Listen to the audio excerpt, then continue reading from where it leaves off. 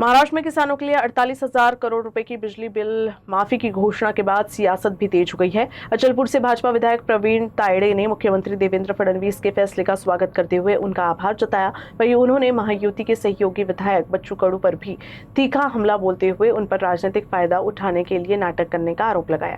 त्यांना आमदारकी विरुद्ध म्हणजे आमच्या पक्षाच्या विरुद्ध नेत्यांविरुद्ध बोलण्यासाठी दिली काय अशा म्हणजे त्यांना भेटली हे त्याचा वापर ते त्याच्यासाठी करतात की काय असं वाटायला लागलेलं आहे।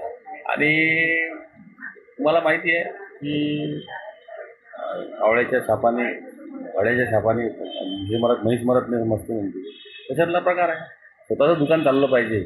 मी कसा वेगळा आहे, मी कसा शेतकऱ्यांचा सत्तेत जाऊ नये वास्तविक पाहतात असं म्हणतात लोक, असं सोशल मीडियावर सगळ्या गोष्टी ऐकायला येतात की त्यांनी स्वतःच्या स्वार्थासाठी शेतकऱ्यांना वाऱ्यावर सोडलं। परंतु आता इथे आल्यानंतर त्यांना दाखवायचं आहे का मी शेतकऱ्यांचाच वाली आहे, मी शेतकऱ्यांनी सरकारविरुद्ध बोलतो, मी अपंगांसाठी बोलतो, मी दिव्यांगांसाठी बोलतो, जे काही आहे ते असं दाखवण्याचा त्यांचा केविलवाणा प्रयत्न आहे। आणि काहीतरी मिळालं पाहिजे भविष्यात सुद्धा, यासाठी त्यांची धावपळ आहे, बाकी काही विषय नाही।